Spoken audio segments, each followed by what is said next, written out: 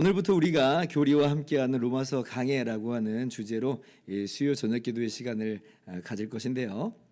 그러니까 기도의 설교가 교리 뭔가 굉장히 복잡하고 또 어려울 것 같다고 이렇게 생각하실 수 있으시겠습니다만 그러나 그러지 않을 예정입니다. 그냥 로마서 강해 설교를 할 것인데요. 그런데 이제 이 강해 설교를 하면서 로마서 자체가 사실은 이 교리적인 부분을 굉장히 강조해서 나타내 보여주기 때문에 그래서 이제 교리와 함께하는 그런 로마서 강해다 이름을 붙였고, 저도 좀 더 교리 부분을 약간 더 부각시켜서 나누겠다라고 하는 것이 저의 의도입니다.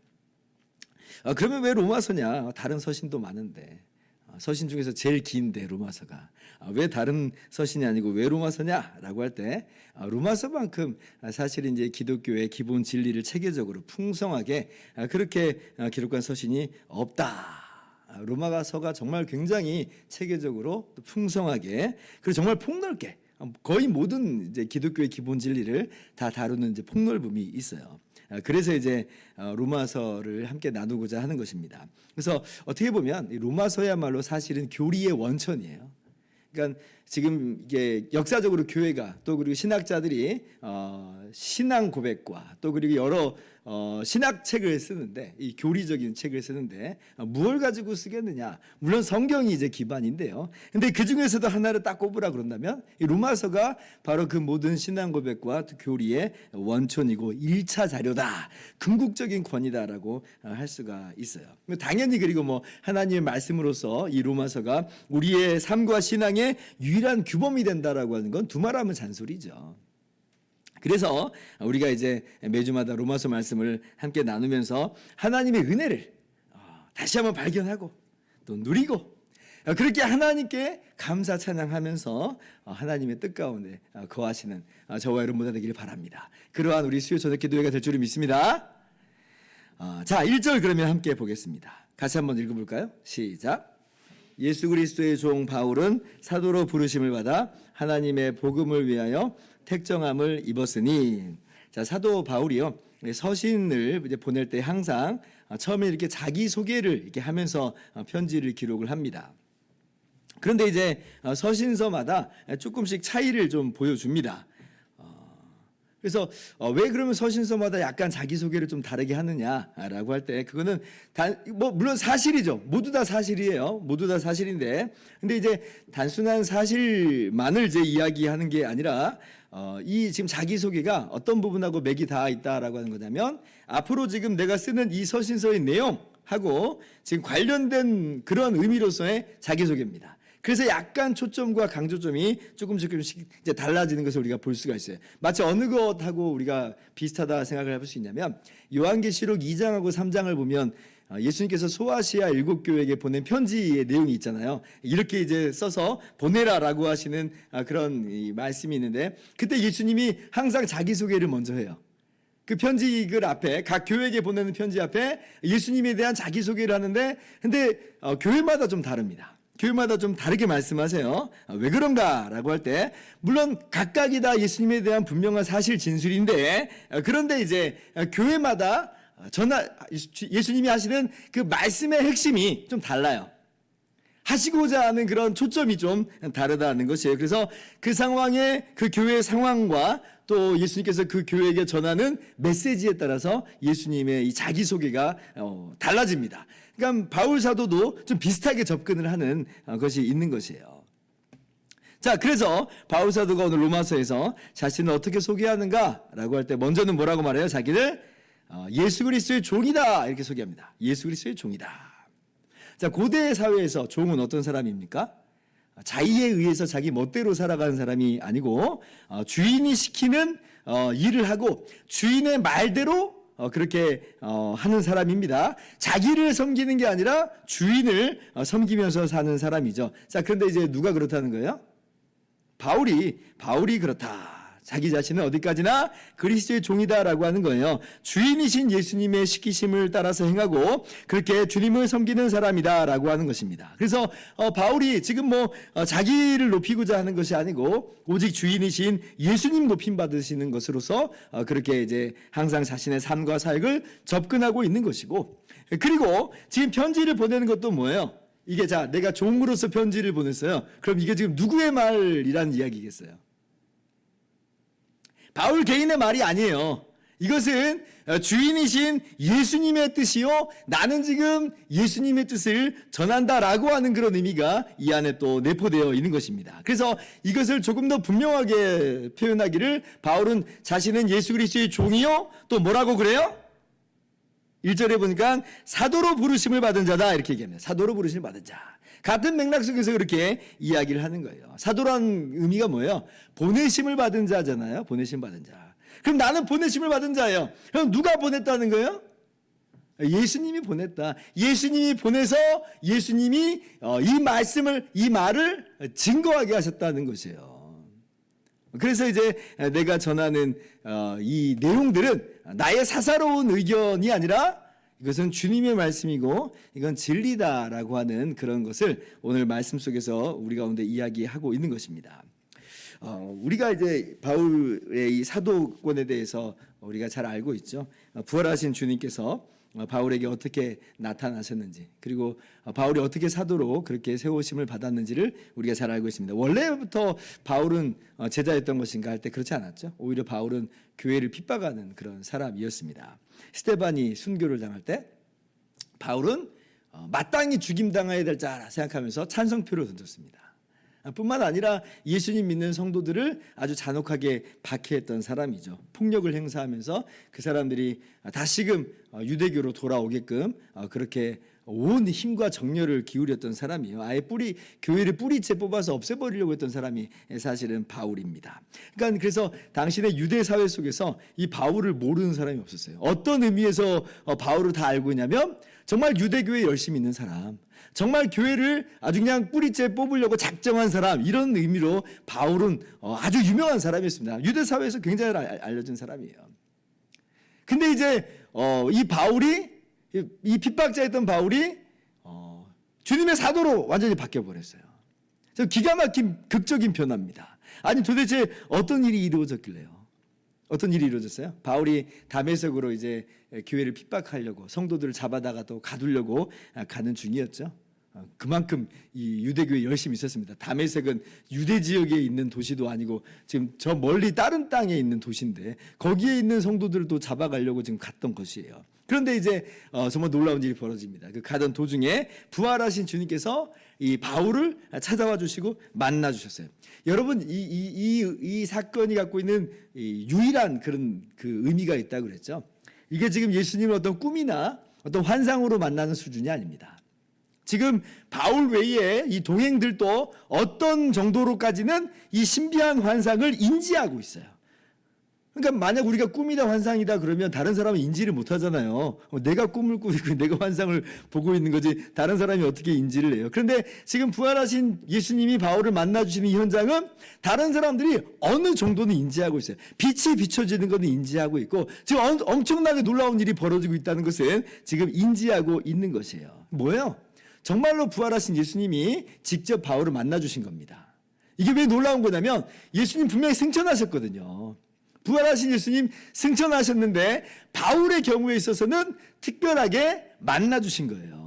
유일무이한 케이스라고 제가 그래서 몇 번이나 반복해서 말씀드리는 건, 나도 예수님 꿈에서 봤어요. 나도 환상에서 예수님 봤어요. 그럼 나도 사도인 것인가? 전혀 그렇지 않다는 거예요. 전혀 그렇지 않아요. 꿈에서 예수님 만날 수 있겠죠.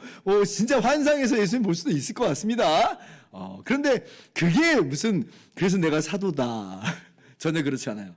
바울은 정말 부활하신 예수님을 직접 목격한 겁니다.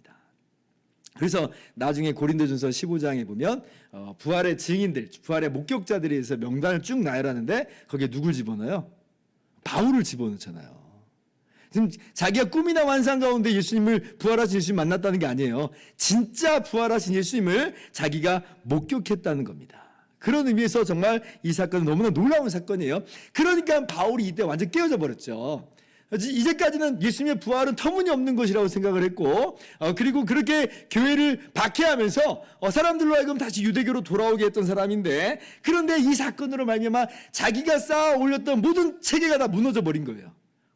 내가 틀렸구나. 예수님은 정말 부활하셨구나. 예수님은 정말 일반적인 사람이 아니었구나. 정말 예수님은 그들이 말하는 대로 하나님의 아들이었구나. 정말 그들이 말하는 대로 그렇다면 우리의 죄를 대신해서 짊어지고 십자가에서 대신 죽으신 분이 맞구나라고 하는 그러한 것으로 이 체계가 완전 바뀌어버린 거예요.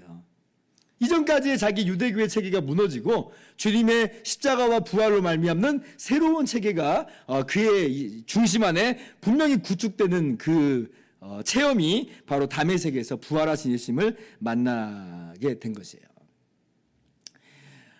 그래서 이제 그때 주님께서 바울을 만나주시고 그리고 이제 사도로 세워주신 것입니다. 그래서 여담입니다만은 이렇게 이제 바울의 급작스러운 회심이 예수님의 부활의 또 하나의 증거로서의 기능을 합니다. 얼마 전에 이제 요한복음을 우리가 새벽마다 읽었는데 그때 한 교우분이 우리가 이제 예수님의 그 빈무덤 사건을 좀 봤잖아요. 그래서 그 빈무덤에 대해서 좀 물어보더라고요. 그래서 제가 그 빈무덤이 예수님의 부활의 증거 중에 하나입니다. 모든 사람이 이 빈무덤만큼은 부인할 수가 없습니다. 그럼 여기에 대해서 우리가 대답을 해야 됩니다라고 하면서 예수님의 부활에 대한 분명한 증거 중에 하나가 된다고 그랬어요. 그리고 이제 몇몇 부활에 대한 이 증거를 우리가 몇 가지 더 이야기할 수 있는데 그 중에 하나를 뭐라고 이야기했냐면 이 핍박자인 바울이 급작스럽게 변해서 예수님의 복음을 증거한 사람으로 바뀐 것도 사실은 예수님의 부활에 대한 증거가 된다. 이제 제가 그렇게 그분에게 말씀을 드렸어요. 그렇잖아요. 아니 바울의 이런 급작스러운 변화를 어떻게 우리가 설명을 할 수 있겠어요? 유명한 사람이라고 했잖아요. 핍박자로서 다 알려진 사람이에요. 근데 어느 날 갑자기 바뀌어버렸어요. 이걸 어떻게 설명을 해요? 뭔 일이 벌어졌다라고 우리가 아는 거죠. 그 뭔 일이 뭐예요? 부활하신 예수님이 정말 바울을 만나주셨다는 것이고 바울이 그 부활하신 예수님을 만나서 그래서 변화된 것이다. 정말 예수님은 부활하신 것이 맞다라고 하는 것입니다. 그래서 이제 이 바울의 변화가 예수님의 부활의 증거 중에 하나다. 근데 이제 제가 그 여담으로 말씀을 드리는 것이고요. 오늘 제가 말씀드리고자 하는 것은 뭐냐라고 할 때 핵심은 이거예요. 지금 바울이 자신을 예수 그리스도의 종이다. 사도로 부르심 받았다라고 하는 것을 통해서 지금 무슨 이야기를 하고 싶냐면 내가 지금 앞으로 쓰는 이 편지의 내용, 이 로마서의 내용이 뭐라는 거예요? 이게 단순히 사사로운 어떤 나의 의견을 개진하는 게 아니라 이건 뭐예요? 이건 예수 그리스도의 계시예요. 예수님으로부터 주어진 말씀이라는 겁니다. 많은 의견 중에 내가 하나의 나의 의견을 피력하겠다가 아니라 이것이 뭐예요? 이것이 바로 진리다. 이것이 진리다. 이것이 바로 그리스도의 종이요 사도로 부르심 받았다라고 하는 그런 뜻입니다. 그래서 우리가 로마서를 읽을 때 이걸 단순히 바울 개인의 의견으로 들을 것이 아닙니다. 우리는 이 로마서를 읽을 때 이것은 분명히 예수 그리스도께 바울을 통해서 들려주시는 예수 그리스도의 계시다, 진리다라고 하는 자세로 들어야 됩니다. 아니면 우리가 사실 항상 그렇게 듣고 있었죠. 성경 로마서뿐 아니라 모든 성경이 다 그렇습니다. 디모데후서 3장 16절 모든 성경은 하나님의 감동으로 된 것으로 이 모든 성경은 어떤 사람의 사사로운 그런 의견 개진이 아니라 이것은 하나님의 말씀 계시다. 오늘 그 부분을 바울은 아주 강력하게 이야기하고 있는 거죠. 그래서 사실 우리는 이미 하나님의 말씀을 로마서를 포함해서 이 성경을 하나님의 말씀으로 무릎을 꿇고 듣고 있습니다. 근데 이제 그렇지 않은 사람들도 있으니까 제가 이렇게 좀 강조해서 말씀드린 거예요. 오늘날 어떤 분들 또 성경을 그냥 어떤 사사로운 의견 정도로 이해하려고 드는 그런 경우들이 있습니다. 옛날에 문화 속에서 그렇게 이야기한 거지 이게 지금 직접적으로 이 시대와 역사를 꿰뚫는 진리다 이렇게 이야기하지 않는 그런 분들도 있는 거예요. 예를 들면 오늘날 이제 우리 사회 속에서 우리 사회뿐 아니라 세계적으로 이슈가 되는 동성애 이슈도 그렇잖아요. 오늘 이제 로마서 1장 26절부터 27절을 보면 분명히 동성애는 죄고 부끄러운 일이고 이제 된 것이다. 명백하게 말씀을 하는데 근데 오늘날 사람들이 이걸 어떻게 뒤집으려고 그래요? 이건 그냥 바울 당시에 어떤 문화 속에서 이야기된 것이고 바울의 어떤 개인의 의견일 뿐이다. 라고 이런 식으로 이걸 그냥 덮어버리려고 하는 거예요. 근데 그럼 되겠어요? 안 되겠어요? 안 된다라고 하는 거예요. 예수 그리스도께서 바울을 통해서 주신 말씀이다. 하나님의 말씀이다라고 하는 것입니다. 그래서 그 부분을 좀 우리가 유념해야 될 것이고 우리가 그 부분을 좀 더 분명히 마음 가운데 새겨야 될 것이고 사실 우리도 모르게 하나님의 말씀인 줄 알아라고 하지만 하나님의 말씀인데 그러면 내 삶에 하나님의 말씀 앞에 무릎을 꿇는 것은 어디 있는가 한번 좀 돌아볼 필요는 있어요. 정말 머릿속에서 하나님의 말씀으로 아는 거하고 내 삶 속에서 정말 하나님의 말씀이다라고 마음에서부터 깊이 인정하는 거하고 좀 다르잖아요. 그래서 정말 우리가 이 로마서를 읽을 때 또 하나님 말씀을 읽을 때 어떤 자세로 우리가 서 있는지를 또 점검하는 그런 우리의 모습이 되었으면 좋겠습니다. 자, 그러면 그래서 이제 바울 사도께서 오늘 주님의 계시의 말씀을 전하시는데요. 그러면 그 내용이 뭐냐? 그러니까 로마서의 핵심이 뭐냐라고 할 때, 자, 오늘 그것을 뭐라고 분명하게 처음부터 이야기하냐면 바로 복음이다. 이렇게 복음이다. 그러니까 로마서의 이 내용은 한마디로 뭐냐라고 할 때 이건 복음이다. 지금 1절 하반절에 뭐라고 말해요? 하나님의 복음을 위해 택하심을 입었다 그러죠. 하나님의 복음을 위해서 택하심을 입었다. 여기 지금 이 택정함을 입었다라고 하는 이 말은 문자적으로는 구별됐다 이 말입니다. 구별됐다. 그러니까 예정이라고 하는 의미로서의 택하심이 아니라 따로 세우심을 받았다는 거예요. 어떤 일을 위해서 따로 세우심 받아요? 하나님의 복음을 위해서 따로 세우심을 받았다. 구별됐다라고 하는 것입니다. 그래서 이제 로마서의 주제는 한마디로 복음이다. 로마서를 딱 피면 이제 뭐가 철철철철 넘친다는 거예요? 복음이 이 안에서 막 솟아나오는 거예요. 복음이 솟아나와요. 그래서 만약에 이제 로마서를 보면서 이 복음을 이제 발견하고 느끼면 로마서를 제대로 읽고 있는 거예요. 그런데 이제 로마서를 읽고 있는데도 복음을 발견하지 못해요? 그러면 이제 그건 어떻게 로마서를 읽고 있냐면 로마서를 겉핥기식으로 읽고 있는 겁니다. 물론 그렇게 해서 어떤 적용이나 어떤 뭐 우리가 행해야 될 바를 적용하는 바도 있을 수 있지만 근데 로마서의 핵심을 놓치고 있다는 얘기예요. 로마서의 핵심은 복음이에요. 복음이기 때문에 로마서를 읽을 때마다 뭐가 있냐면 기쁨이 있을 수밖에 없고요. 로마서를 읽을 때마다 감격이 있을 수밖에 없는 거예요. 이게 지금 우리가 뭔가를 해야 된다는 어떤 의무와 책임감과 부담감을 짊어지는 모습으로 로마서를 읽는 것은 사실 로마서를 겉핥기식으로 읽는 거예요. 이 복음을 들으면서 우리는 기쁨과 감격을 얻게 됩니다. 로마서의 핵심은 뭐다? 복음이다. 하나님의 복음을 위해서 택정하심을 얻었다.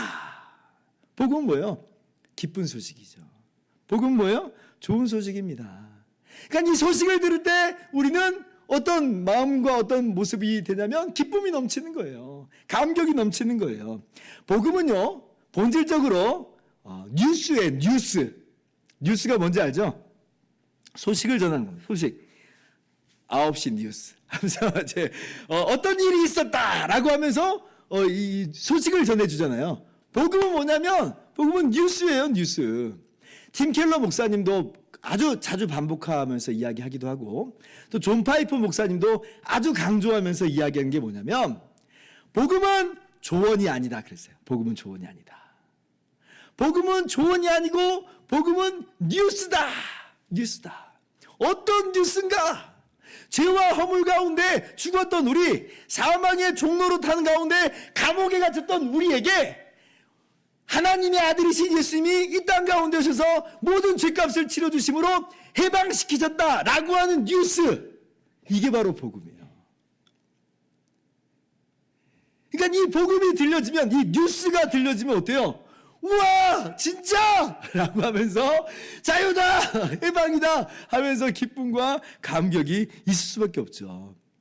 복음은 너 이거 해 저거 해 이래야 돼 저래야 돼 이게 복음이 아니에요. 복음은 조언이 아니다. 말 뜻은 그 말이에요. 복음은 조언이 아니라 복음은 본질적으로 뉴스입니다. 하나님의 아들이 행하신 일, 예수님이 행하신 일이라는 것이죠. 그리고 로마서에는 바로 그 복음이 철철 넘치는 거예요. 그 복음에 가득 들어차 있어요. 그러니까 우리가 로마서를 읽을 때 어떻게 되냐면 기쁨이 솟아나오게 되고 감격이 솟아나오고 주님의 놀라우신 은혜를 우리가 누리게 되는 것이죠. 자, 그러면 도대체 어떤 복음이길래 우리가 그런 것인가 라고 할 때 사실 제가 지금 방금 다 얘기해 버렸어요. 원래 여러분 이 복음이라고 하는 말은 처음부터 교회의 용어는 아닙니다. 놀랍죠. 우리는 복음 그러면 그건 기독교의 고유한 용어인 줄 알았는데, 근데 그렇지 않아요. 사실 이 복음이라고 하는 이 말은 로마 그 당시 제국 내에서 황제와 관련된 그런 단어였습니다. 그러니까 예를 들면 새로운 황제가 등극했다. 그리고 그게 이제 복음이에요. 복음이다 이렇게 얘기가 돼. 유앙겔리온 이게 뭐 내지는 이제 황제의 군대가 적군과 싸워서 이겼다. 개선의 소식이 그래서 바로 또 복음 이렇게 이제 쓰여졌습니다. 로마 제국 시대에는 복음이 그런 용어였던 것이죠. 그런데 이제 기독교에서 교회에서 이 복음을 완전히 이게 다르게 쓰는 거예요. 바꿨어요. 로마 황제가 이룬 일이 아니라 하나님의 아들이 이 땅 가운데 오셔서 이루신 일, 이게 복음이다. 이게 진짜 복음이다. 참된 복음이다. 라고 하면서 이것이야말로 하나님의 복음이고 하나님의 아들의 복음이다. 라고 이야기를 하는 거예요. 그래서 1절에 바울이 그래서 하나님의 복음이다. 라고 하는 것은 이건 로마 황제의 어떤 복음 이 정도 수준이 아니라 하나님의 복음이다. 그리고 2절에 구체적으로도 설명하기를 하나님의 아들이 이루신 일이다. 이렇게 이야기합니다. 2절 같이 읽어봅시다. 시작. 이 복음은 하나님이 선지자들을 통하여 그의 아들에 관하여 성경에 미리 약속하신 것이라. 하나님의 복음은 구약 성경에서부터 미리 약속하신 것인데 그게 뭐냐? 하나님의 아들에 관한 것이다. 그러면 하나님의 아들은 누구며 하나님의 아들이 어떤 일을 했길래? 라고 하는 그런 질문이 나올 수가 있겠죠. 하나님의 아들이 누구예요? 4절에 뭐라고 말씀합니까? 이 아들은 누구예요? 곧 우리 주 예수 그리스도시라. 어떤 일을 행하셨어요? 우리를 위해서 사람이 되어 오시고 그리고 우리를 위해서 대신 죽으시고 부활하심으로 우리가 참된 자유와 참된 구원을 가져다 주셨다. 이 얘기가 이제 3절부터 4절 이야기입니다. 자, 3절 4절 교독합니다. 그의 아들에 관하여 말하면 육신으로는 다윗의 혈통에서 나셨고 4절 같이요.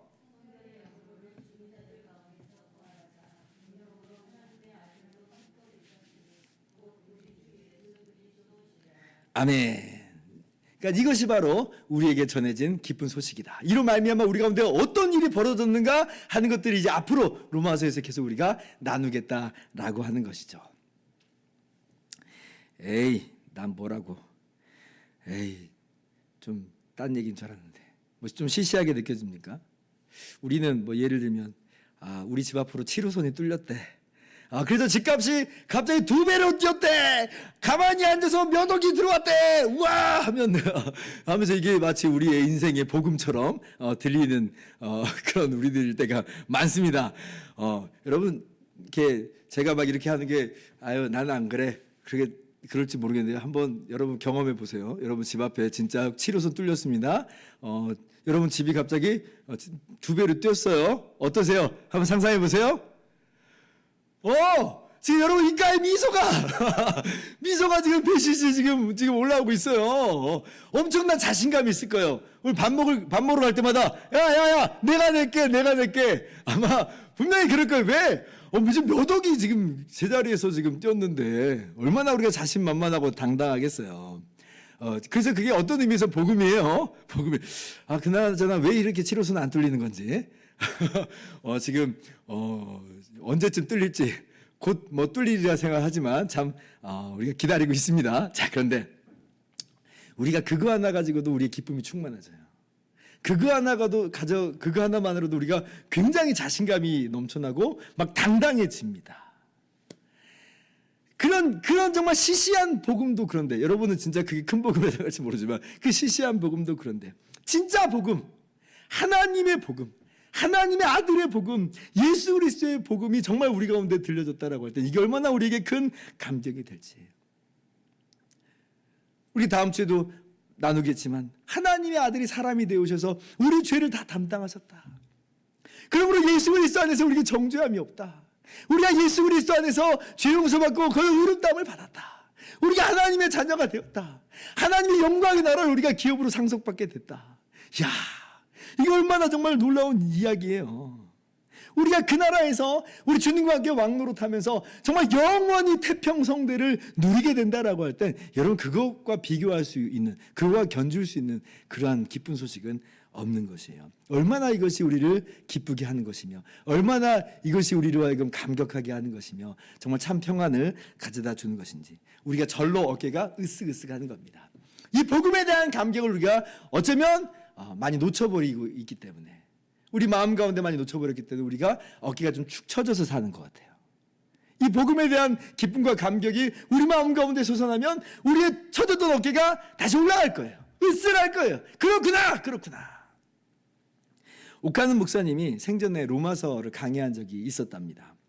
그때가 이제 91년 때라고 해요. 그때 이제 사랑의 교회가 막 이제 엄청나게 성장해서 대형 교회가 되어가지고 막 일과 사역이 너무나 많았죠. 그러니까 이제 이 목사 개인으로서는 굉장히 지치는 어떤 그런 시간들이었다고 그래요. 몸도 지치고 마음도 지치고, 그 큰 하나님의 백성을 이렇게 목양하는 게 얼마나 뭐 어렵겠습니까? 그리고 여기저기 막 불려다니면서 또 사역을 또 해야 되니까 힘들죠. 근데 왜 그때 이제 로마서를 이제 설교하고 강의하게 됐는가라고 할 때, 지금 자기가 그렇게 일에 막 치이다 보니까 어느새 복음에 대한 감격이 그렇게 메말라 버렸다는 것이에요. 이러다 내가 죽겠다. 그래서 자신의 지친 몸과 영혼을 회복시키기 위해서 자기가 살려고 그래서 로마서 강의를 하게 됐다라고 하는 그런 이야기를 제가 들은 적이 있습니다. 마찬가지예요. 우리가 세상 일에 많이 지치고 또 교회 일에 많이 지치고, 그 우리의 지침 속에서는 사실은 이 복음에 대한 기쁨과 감격이 분명히 알고 있었지만 메마르게 되고 또 사라지게 되고 또 다른 것으로 너무나 많이 지금 들어오다 보니까 많이 잊어진 그런 측면이 있어요. 그래서 이제 우리의 어깨가 그렇게 처지고 몸도 마음도 지치게 되는 거죠. 그럼 이제 답은 뭐냐? 오카노 목사님의 그 답이 정확한 거예요. 복음의 기쁨을 다시 한번 말씀 속에서 회복하는 거죠. 어떻게? 우리가 이 로마서 강의를 들으면서 또 이 안에서 기독교의 기본 진리, 교리를 우리가 또 발견하면서 하나님의 아들이 행하신 일을 우리가 발견하면서 우리가 그 안에서 기쁨과 감격을 회복하게 되는 것이죠.